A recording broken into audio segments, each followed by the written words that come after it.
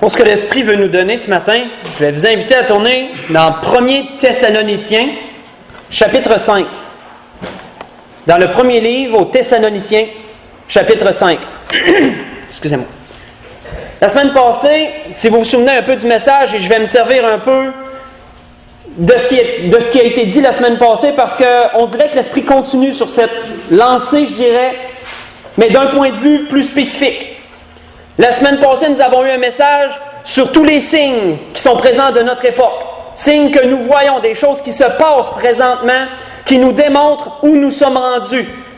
Et à quel point les paroles de notre Seigneur sont vraies et elles sont pesantes. À quel point le Seigneur se rapproche et qu'il revient bientôt. Pour ceux qui l'ont remarqué, l'endroit où je vous ai fait tourner, nous avons terminé le message de la semaine passée par ces versets dans 1er Thessaloniciens 5. Ce qui m'a fait sourire, c'est que l'Esprit commence ce message par le même endroit où nous avons terminé la semaine passée. Parce qu'il y a un mot qui a été effleuré.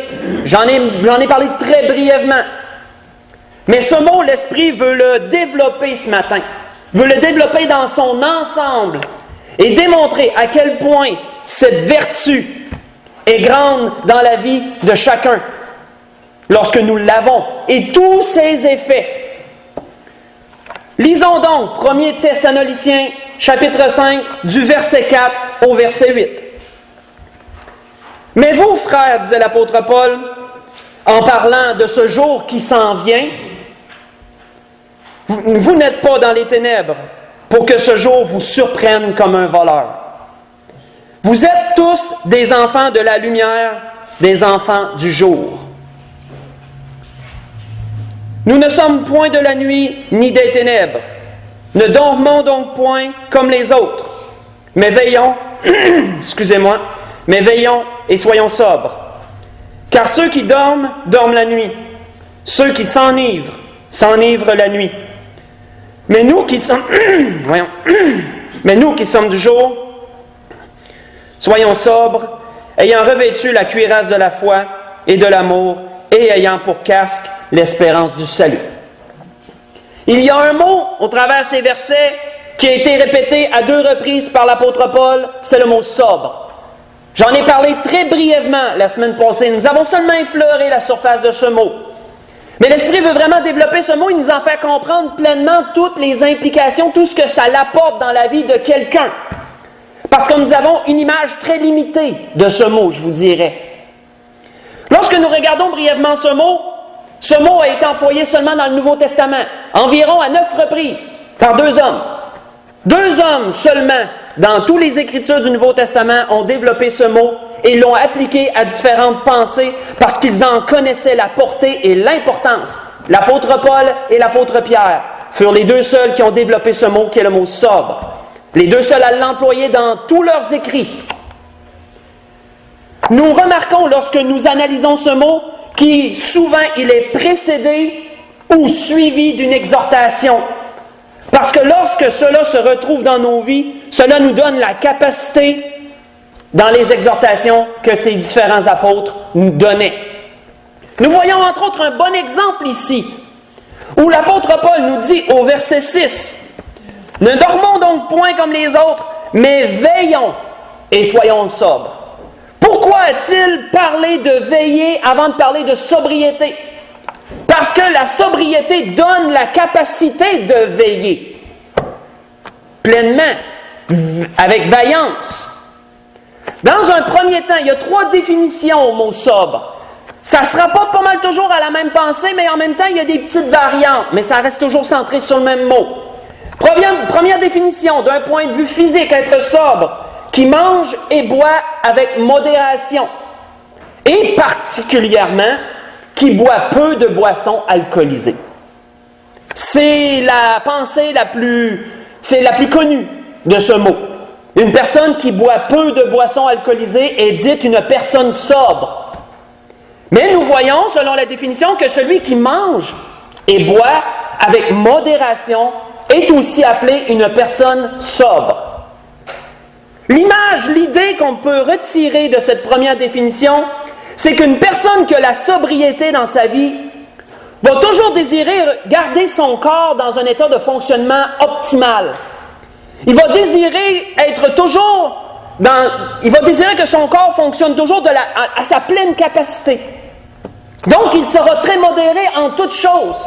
Il sait que s'il mange trop, il va ballonner, il va avoir des ballonnements, de la misère à digérer. Ça peut apporter certains problèmes de santé dépendant de ce qu'on mange. Trop de sel, trop de ci, trop de ça. Il sait que s'il boit trop, c'est la même chose. Peu importe ce qu'il boit, surtout dans les boissons alcoolisées. Parce que la boisson alcoolisée engourdit l'esprit, ça engourdit les sens, ça engourdit l'esprit.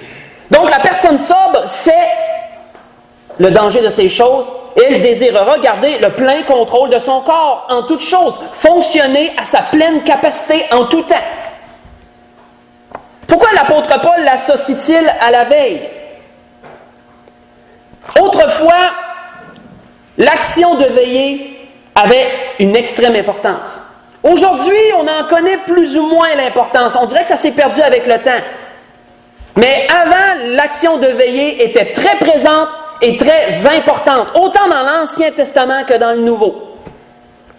On voit entre autres dans l'Ancien Testament que lorsque les soldats devaient garder la muraille, devaient garder la ville, toutes les villes étaient fortifiées ou à peu près, ils devaient faire quoi? Ils devaient veiller.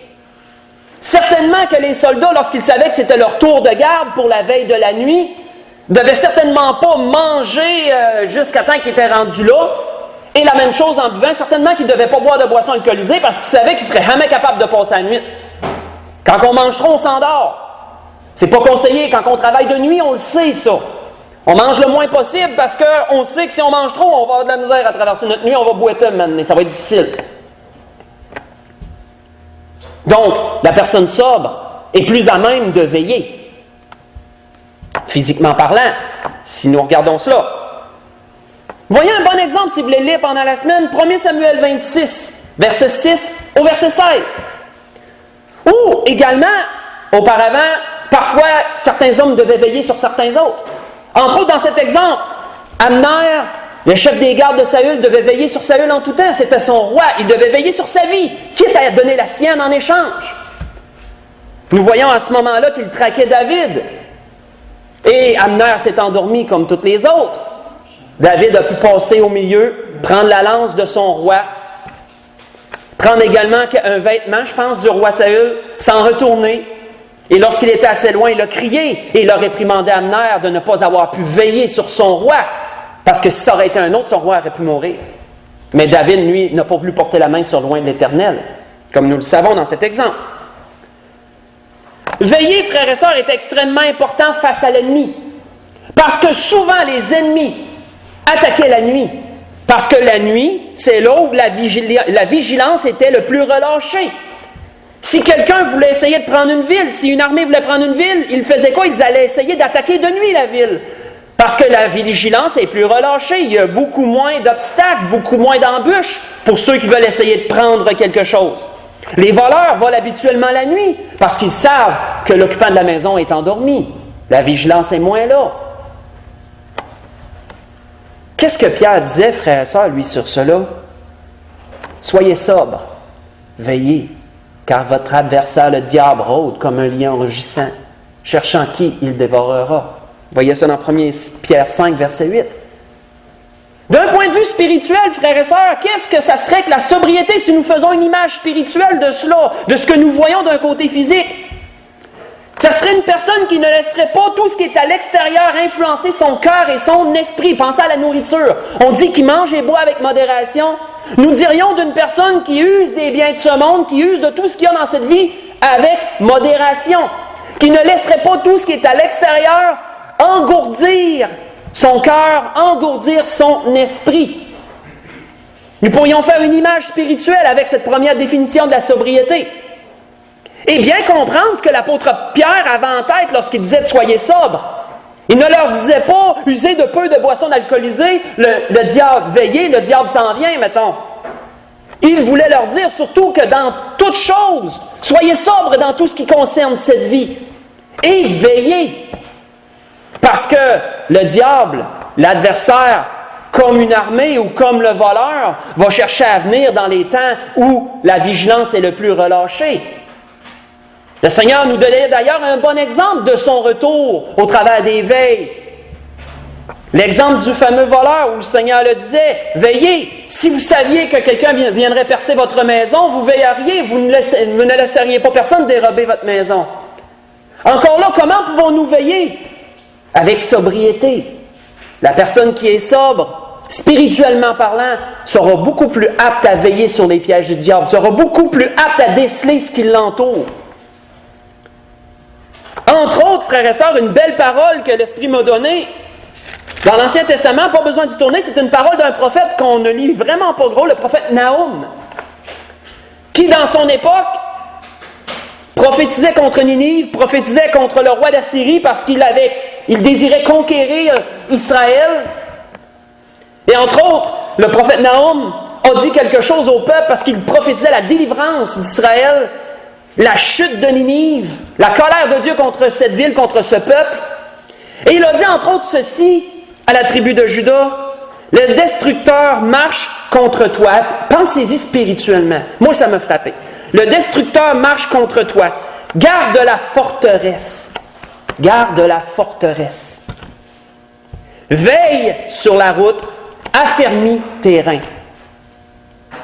Recueille toute ta force. » Spirituellement parlant, ça me fait frissonner. Parce que là, quand on en comprend la portée, on sait spirituellement que c'est le malin, le destructeur. Et que nous devons garder la forteresse. Que nous devons veiller sur la route. La route, c'est quoi? C'est notre marche chrétienne, c'est notre vie. Nous devons veiller sur la route. Vous voyez ça dans Nahum, chapitre 2, le verset 2, ce que je vous ai lu. Oui, veiller. Mais veiller en étant sobre est beaucoup plus efficace que veiller simplement. Un autre exemple, parce que la Bible nous exhorte de veiller dans bien des sens. Et gardons toujours en tête cette première définition de la sobriété. Tournons dans 1 Timothée chapitre 4, le verset 16. Pas tellement plus loin. Premier livre, première lettre à Timothée, chapitre 4, le verset 16.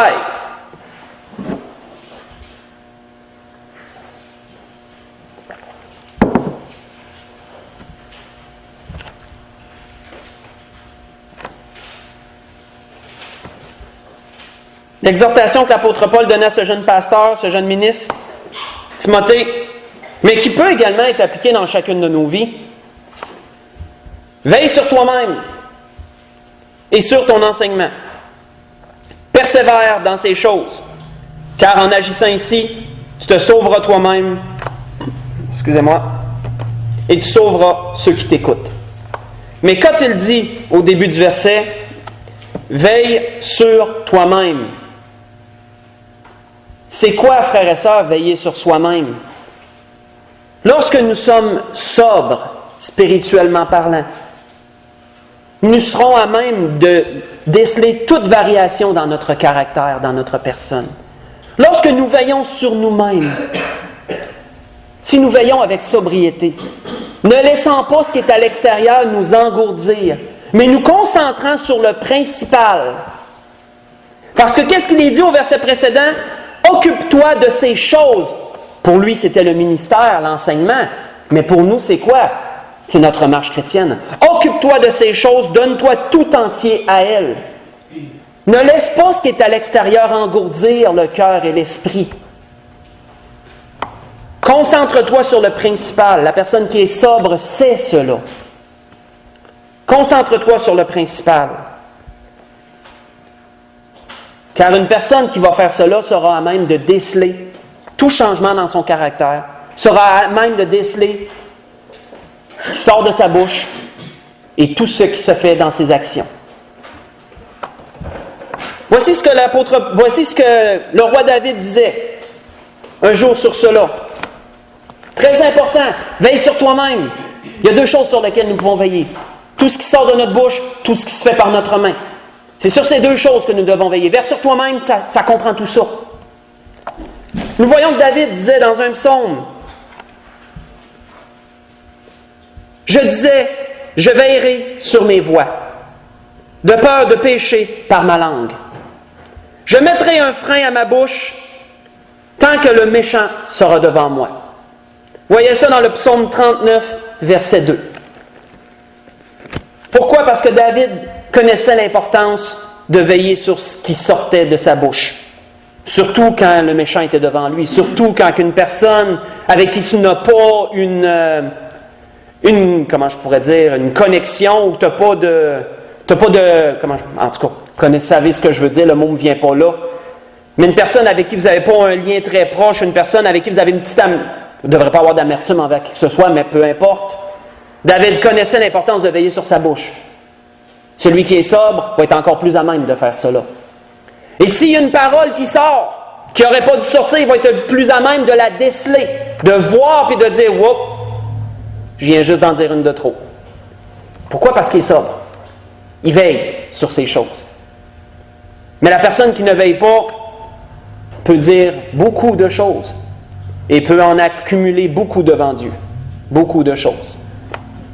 On voit d'ailleurs que Salomon disait dans les Proverbes, celui qui veille sur sa bouche garde son âme. Puis c'est bien vrai, frères et sœurs. Voyez ça dans Proverbe 13, verset 3. Parce qu'il y a un Dieu en haut qui pèse chacune des paroles qui sortent de la bouche, surtout de ses enfants. Surtout de ses enfants. Et qui rend jugement sur ces choses, dans cette vie-ci. Des choses qui peuvent parfois nous arriver. Et on se demande pourquoi ça nous arrive. Mais il y a bien des paroles qu'on a dites avant, qu'on a oubliées. On n'était pas assez sobre pour veiller sur ces choses. On voit entre autres que nous devons veiller aussi sur nos actions. Voici ce qu'Ésaïe nous dit sur cela. Toujours surveiller, toujours pour veiller, mais gardons en tête toujours la sobriété au travers de la veille. Ésaïe disait, « Observez ce qui est droit, ainsi parle l'Éternel, observez ce qui est droit, pratiquez ce qui est juste, car mon salut ne tardera pas à venir, et ma justice à se manifester. Heureux l'homme qui fait cela, et le Fils de l'homme qui y demeure ferme, gardant le sabbat pour ne point le profaner, et veillant sur sa main pour ne commettre aucun mal. » Veillant sur sa main pour ne commettre aucun mal. Voyez ça dans Ésaïe 56, je vous ai lu le verset 1 et le verset 2.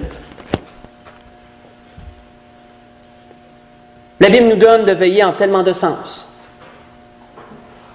Comment le Seigneur, frères et sœurs, nous en avons parlé dernièrement, nous extrapolerons pas ces choses, mais comment le Seigneur nous a dit de veiller sur son retour, de se préparer à ce qu'il revienne.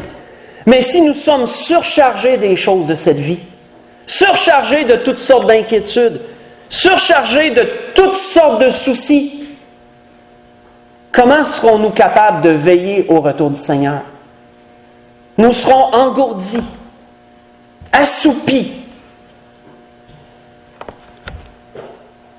incapables de veiller.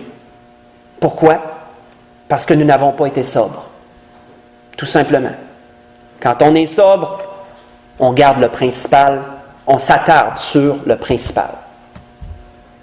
Puis cela donne l'éveil, produit l'éveil nécessaire pour être capable de veiller, en toutes choses. Voyez ce que Jésus disait dans Marc 13, verset 34 au verset 37. Veillez sur son retour. Pour ceux qui veulent le prendre en note. Nous voyons l'auteur d'Hébreux nous parler de veiller les uns sur les autres, afin de nous exciter aux bonnes œuvres. Mais dans un autre endroit, il nous parle afin d'être là l'un pour l'autre, dans les besoins des autres. Mais nous sommes rendus dans une époque où nous sommes tellement centrés sur notre nombril. On est tellement centrés sur nos propres besoins, sur notre propre vie, que nous manquons de sobriété dans ces choses. Et l'autre, au côté, a besoin et nous ne le voyons pas parce que nous sommes attardés sur nos propres besoins. Nous manquons de sobriété, frères et sœurs, à notre honte, parce que le Seigneur revient. Et nous devons être prêts à l'accueillir pour son retour. C'est pourquoi que le Seigneur disait dans Marc, veillez, je vous le dis, veillez. Mais sobrement, vous serez capable de le faire. Tournons pour un autre exemple, pas tellement plus loin, 1 Timothée 3. On était déjà dans ce coin-là. Nous avons vu une première définition de la sobriété. Physiquement, mange et bois avec modération. Spirituellement, ne laisse pas les choses dans dehors l'engourdir. Use des choses de cette vie avec modération. Nous voyons d'un autre sens. Lorsque l'apôtre Paul avait chargé Timothée, et également Tite, à déceler des hommes, à même capables de prendre le flambeau et de continuer à annoncer la bonne nouvelle, de continuer à remplir un ministère. Parce que oui, plusieurs désireraient remplir ce ministère, mais qui serait à même de pouvoir le remplir? L'apôtre Paul a donné des guides, une marche à suivre à Timothée et à Tite. Et sans surprise, nous pourrons retrouver la sobriété dans cela, sans surprise. Nous voyons au verset 2, 1 Timothée chapitre 3, verset 2. Il faut donc que l'évêque soit irréprochable, mari d'une seule femme, sobre, modéré, réglé dans sa conduite, hospitalier, propre à l'enseignement. Nous savons que l'apôtre Paul ne pensait pas ici que cet homme devait boire peu de boissons alcoolisées. Puisqu'il le dit au verset suivant, il faut qu'il ne soit pas adonné au vin. Donc on sait que quand l'apôtre Paul pensait à ça, à la sobriété, il pensait dans un autre sens. Il pensait selon une deuxième définition. Deuxième définition du mot sobre, qui montre de la mesure, de la réserve. Modéré. Une personne qui montre de la mesure et de la réserve en toute chose, une personne qui est modérée, est une personne qui est sobre. Et si vous avez remarqué, dans ce que nous venons de lire, qu'est-ce que l'apôtre Paul disait? Il faut qu'il soit sobre, il faut qu'il soit modéré. Pourquoi? Parce que pour être modéré, il faut être sobre. Ça va ensemble. Mais définissons cela un peu plus pour le comprendre mieux. Nous voyons que le mot modéré veut dire qu'il n'est pas exagéré, excessif. Que fera une personne qui est modérée dans sa conduite? Nous voyons que l'apôtre Paul dit à Tite, « Pour toi, dis les choses qui sont conformes à la saine doctrine. Dis que les vieillards doivent être sobres, honnêtes, modérés, saints dans la foi, dans l'amour, dans la patience. » Il disait un peu plus loin, « Exhorte les jeunes gens à être modérés, te montrant toi-même un exemple à tout égard, un modèle de bonnes œuvres. » Vous voyez ça dans Tite, chapitre 2, je vous ai lu le verset 1 et 2 et le verset 6. Il exhortait Timothée à cela, il exhortait Tite au travers des vieillards, au travers des jeunes gens. Parce qu'une personne qui est modérée, frères et sœurs, va mesurer ses paroles. Une personne qui est modérée va mesurer ses actions. Elle va juger de toute chose avant de s'embarquer dans quoi que ce soit. Elle est modérée. Une personne qui n'a aucune modération s'embarque pleinement, sans même y réfléchir, et ensuite se rend compte que c'était trop pour elle ou qu'elle est liée dans quelque chose. Une personne qui est modérée va prendre le temps de regarder, de réfléchir aux choses. Puis ça va y aller petit peu par petit peu, mais c'est chaque pas sûr. Peu importe la chose que c'est. On voit entre autres, pour cela, qu'il est dit, toujours dans 1 Timothée 3, qu'il doit être sobre, modéré, réglé dans sa conduite. La sobriété, frères et sœurs, c'est une discipline. C'est une discipline de la vie. Quand tu es réglé dans ta conduite, ça veut dire qu'autant que possible, tu ne te permets pas d'égarement, tu ne te permets pas d'écart. C'est toute une discipline. Nous avons vu que, premièrement, tu vas te faire attention à tout ce qui est à l'extérieur, à tout ce que tu laisses entrer dans ta vie. Tout ce qui t'entoure, tu ne veux pas te laisser engourdir, tu ne veux pas te laisser aveugler par le malin. Tu veux être en état de veille, tu veux être sobre. Deuxièmement, on voit que tu vas être modéré. On voit que ça revient un peu dans le même sens. Si tu uses des choses de cette vie, tu vas bien juger de chaque chose, peu importe la chose en question. Tu ne t'embarqueras pas à corps perdu, à tête première dans n'importe quoi. Tu vas être réglé dans ta conduite. Tu vas avoir une discipline dans ta vie, dans toutes les facettes de ta vie. On voit, entre autres, que cela s'applique encore aux paroles et s'applique encore aux actions. 1 Timothée 3, verset 11. Qu'est-ce qu'il est dit? Les femmes de diacre, mais on peut l'appliquer à tout le monde, femmes, hommes. Les femmes, de même, doivent être honnêtes, non médisantes, sobres, fidèles en toutes choses. Je vous ai dit tantôt que les deux hommes qui utilisaient ce mot le précédaient ou le faisaient suivre d'exhortation. Si vous avez vu jusqu'à présent, tout ce que nous avons vu comme exhortation, soit ça précédait le mot sobre, soit ça le suivait. Qu'est-ce qui précède le mot sobre ici? Non médisante. Pourquoi? Parce qu'une personne qui est sobre, qui est modérée dans ses propos, va juger de ce qu'elle va dire avant de le dire. Se tourner la langue 7 fois avant de parler, ça a tout un sens pour une personne qui est sobre. Elle va penser à ce qu'elle va dire avant de le dire. Vous savez, la médisance, si on fait juste regarder ça, il y a une frontière qui est mince. Vous savez, il y a une ligne rouge très mince entre une confidence, mettons, et de la médisance. Si on regarde juste ce terme, médisance veut dire révélation des fautes, des défauts d'autrui avec l'intention de nuire.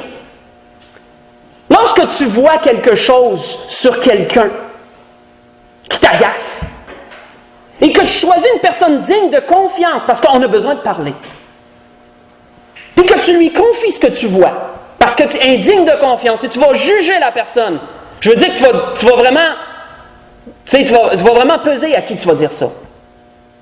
Puis ensuite, tu vas être modéré dans ce que tu vas dire. Tu vas te confier. Tu n'as pas fait de la médisance, tu as fait une confidence.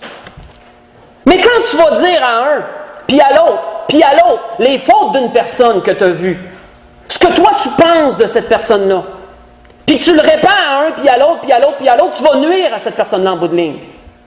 C'est de la médisance.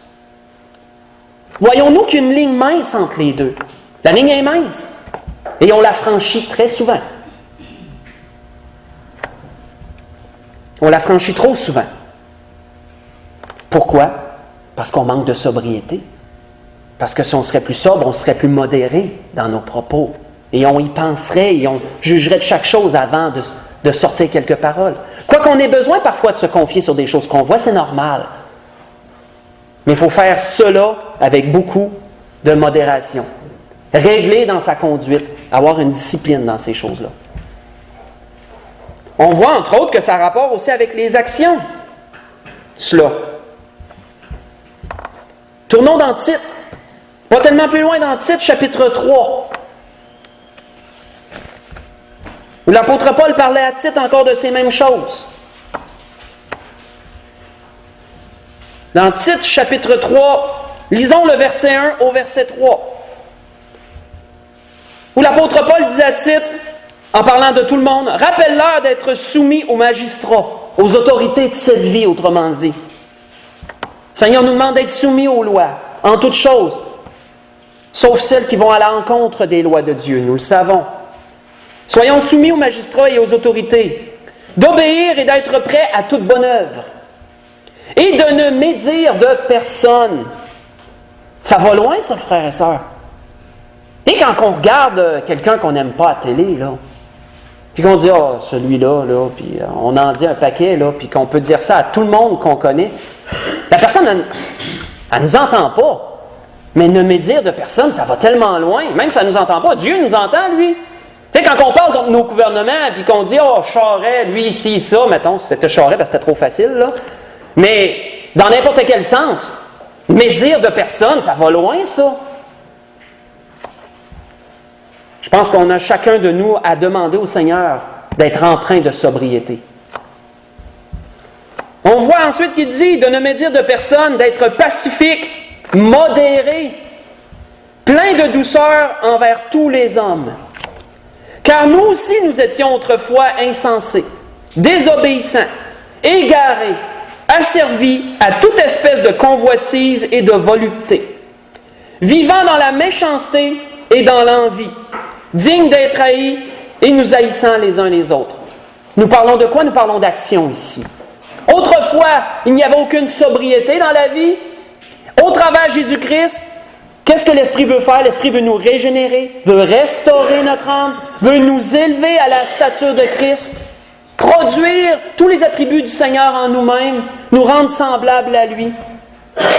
Prions le Seigneur que l'Esprit produise la sobriété en chacun de nous lorsque nous en comprenons la portée et tout ce qu'elle fait. Vous savez, c'est tellement pesant, frères et sœurs, lorsque l'apôtre Paul disait aux Éphésiens « Ne donnez pas accès au diable ». Je reviens souvent sur cette parole-là. Éphésiens 4, verset 27. Ne donnez pas d'accès au diable. Par manque de sobriété, nous donnons beaucoup d'accès, beaucoup trop d'accès au diable. Par des paroles qu'on prononce, par des actions qu'on porte. Et Satan, ce sont des accès pour lui, pour venir dans nos vies. Pour nous encourager, soit en faire plus, en dire plus. C'est pas pour rien que Salomon dit dans les Proverbes que je me rappelle plus si c'est les médisances, les mauvais propos sont comme une friandise. On aime ça manger des bonbons, mais les mauvaises paroles, on dirait que c'est comme des bonbons, on les répand plus vite que les bonnes nouvelles. Il y a une raison pour ça, manque de sobriété encore. Moi, pas assez modéré dans nos propos. On voit entre autres que c'est pas pour rien que l'apôtre Paul disait à Timothée, « Mais toi, sois sobre en toutes choses. » Vous voyez ça dans 2 Timothée 4, verset 5. « Sois sobre en toutes choses, dans toutes les facettes de ta vie. Sois modéré. Sois réglé dans ta conduite. » Nous avons vu 2 définitions, frères et sœurs, jusqu'à présent du mot « sobre ». Nous avons vu, premièrement, une définition physique que nous avons amenée d'un point de vue spirituel. Nous avons vu une 2e définition qui parle de modération. Voyons une dernière pour conclure. Je vous invite à tourner dans 1 Pierre, chapitre 1. Nous allons lire du verset 13 au verset 16. Nous en allons vers la conclusion. 1 Pierre, chapitre 1. Et combien, frères et sœurs, il était important de prendre ce que l'Esprit nous donne ce matin. Parce que la semaine passée, le Seigneur nous l'a encore rappelé, il s'en vient. Combien nous devons être en état d'éveil et ne point dormir comme les autres. C'est qui les autres? Malheureusement, ceux qui ne connaissent pas encore le Seigneur ne voient pas ce qui s'en vient. Malheureusement, ceux qui se sont éloignés du Seigneur et qui sont dans d'épaisses ténèbres ne voient plus ce qui s'en vient. Ils le voyaient autrefois, mais n'ont plus cette sobriété en eux, assoupie. Dernière définition. Nous voyons dans 1 Pierre, chapitre 1, verset 13 au verset 16. C'est pourquoi, disait l'apôtre Pierre, saignez les reins de votre entendement. On en a déjà parlé de cela. Quand on saigne ses reins, d'un certain point de vue, ça veut dire de se vêtir. Mais d'un autre point de vue, ça veut dire prépare-toi. Saigne tes reins comme un vaillant homme, disait l'Éternel à Job. Saigne tes reins comme un vaillant homme. Je vais te questionner et toi tu m'instruiras. Et là, l'Éternel lui a déballé comment il a créé le monde et tout. Puis Job s'est bien senti tout petit. Mais qu'est-ce qu'il avait dit? Saigne tes reins comme un vaillant homme. Prépare-toi à ce que je vais te dire.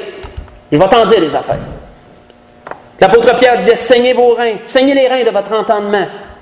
Soyez sobres et ayez une entière espérance dans la grâce qui vous sera apportée lorsque Jésus-Christ apparaîtra. Comme des enfants obéissants, ne vous conformez pas aux convoitises que vous aviez autrefois. Première définition de la sobriété. Ne laissez pas tout ce que vous avez rejeté revenir dans votre vie. Parce que c'est ce que Satan désire, parce qu'il sait ce que ça va faire. Mais puisque celui qui vous a appelé est saint, vous aussi soyez saints dans toute votre conduite. Selon ce qu'il est écrit, vous serez saints car je suis saint. Quand nous regardons la dernière définition du mot sobre, qui est également une définition d'un point de vue physique que nous pouvons apporter spirituellement, il est dit qui n'est pas chargé d'ornements inutiles. Qui n'est pas chargé d'ornements inutiles. 3e définition du mot sobre. Qu'autrement dit, d'un point de vue vestimentaire, d'un point de vue apparence, la sobriété va dans le même sens que la modestie.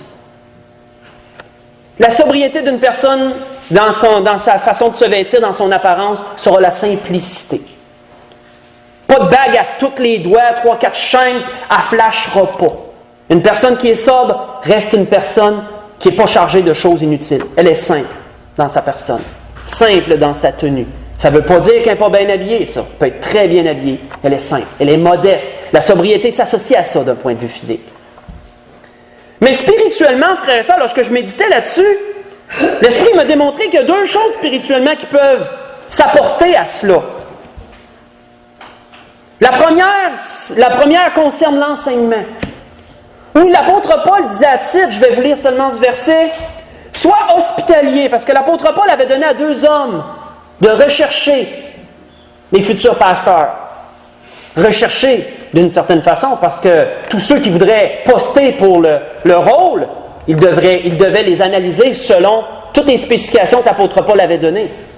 L'apôtre Paul avait donné cette charge à Timothée et à Tite aussi. Voici ce qu'il avait dit à Tite. Cette personne doit être hospitalière, amie des gens de bien, modérée, juste, saint, tempérant, attaché à la vraie parole telle qu'elle a été enseignée. Attardons-nous sur la fin. S'attacher à la vraie parole telle qu'elle a été enseignée. C'est quoi la troisième définition? Qui ne se pare pas d'ornements inutiles. Spirituellement parlant, une personne qui est sobre, donnez-lui quelque chose, puis elle ne cherchera pas à en rajouter par-dessus. Elle va garder la simplicité de ce qu'elle a reçu. Si nous méditons sur la sobriété d'un point de vue spirituel en ce sens, c'est ce qu'elle va faire. Qu'est-ce que l'apôtre Paul disait à Timothée? Demeure dans l'enseignement que tu as reçu. Demeure dans les saintes paroles que tu as reçues. Et combien, frères et sœurs, nous voyons de nos jours que la sobriété disparaît des églises? Parce qu'on dirait que ce que le Seigneur a donné est devenu trop simple, on veut embellir ça, on veut en mettre encore plus. On dirait que ça ne suffit plus.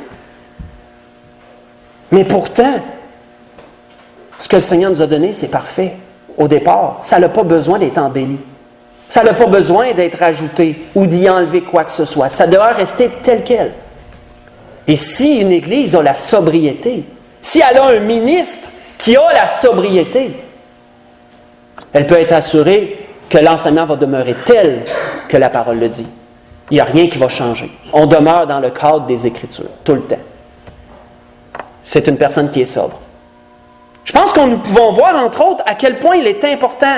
Il est important, entre autres, de déceler des hommes qui voudraient devenir évêques, qui se diraient appelés, mais qui auraient, entre autres, cette vertu, la sobriété. Mais combien qu'elle est importante pour chacun de nous dans nos vies. Parce qu'on dirait qu'avec le temps, ce que le Seigneur nous a donné devient trop simple. On dirait qu'avec le temps, on sent le besoin d'en mettre encore plus, puis c'est là que vient la dissolution, l'égarement. Où on voit tant d'églises de nos jours ayant trop rajouté de ce que le Seigneur leur a donné, et ça dénature même Christ, parce que l'Église représente son corps. Ça dénature les choses. Et combien le Seigneur, qui lui, du haut des cieux, voit ces églises ici-bas. Apocalypse, chapitre 1, les 7 chandeliers. C'est lui qui les a. Combien qu'il juge de ces choses. Et ça ne veut pas dire que ces églises-là ne sont pas les siennes. Il y avait 7 églises dans l'Apocalypse. Et ces 7 églises, comme vous voyez, sont toutes à des stades différents dans leur cheminement spirituel. Le Seigneur les concernait tous, les considérait tous comme ces églises. Mais comment chacune a été jugée? Qui a été réprimandé? Qui n'a pas été réprimandé? Ça va être ça au tribunal de Christ. Mais ça va dépendre, entre autres, dans quelle église vous êtes. Parce que vous aurez reçu cet enseignement. Vous aurez demeuré dans cet enseignement. Si nous reconnaissons que nous sommes dans une église qui a un pur enseignement, rendons gloire à Dieu et demeurons-y. Parce que nous savons que nous serons jugés de la bonne façon auprès du Seigneur et nous serons favorables devant lui. Parce que la sobriété est dans l'Église et elle doit y demeurer. Nous voyons, entre autres, juste pour conclure complètement, que la sobriété aussi, je l'ai mentionné tantôt, va s'attarder seulement sur ce qui est principal. C'est entre autres pourquoi l'apôtre Pierre, tournons-y pour conclure complètement, 1 Pierre chapitre 4, versets 7 et 8, nous concluons sur ces paroles. C'est pourquoi il est dit, la fin de toute chose est proche. 1 Pierre 4, versets 7 et 8. La fin de toute chose est proche. Soyez donc sages et sobre pour vaguer à la prière. Pourquoi? Parce que la prière, c'est le principal. Communiquer avec Dieu, c'est absolument toute chose. La fin de toute chose est proche, soyez donc sages et sobres pour vaguer à la prière. Avant tout, ayez les uns pour les autres un ardent amour, une ardente charité, car l'amour couvre une multitude de péchés. C'est la grâce que je nous souhaite à tous, que dans tout ce que nous avons vu ce matin que l'Esprit a voulu nous donner, qu'un mot nous reste en tête, sobre, et que nous demandions à l'Esprit de produire en nous cette sobriété. Pas qu'on essaye de devenir sobre, parce que si on essaye, c'est comme si on voulait passer au-dessus de Dieu et qu'on se pensait nous-mêmes capables de devenir.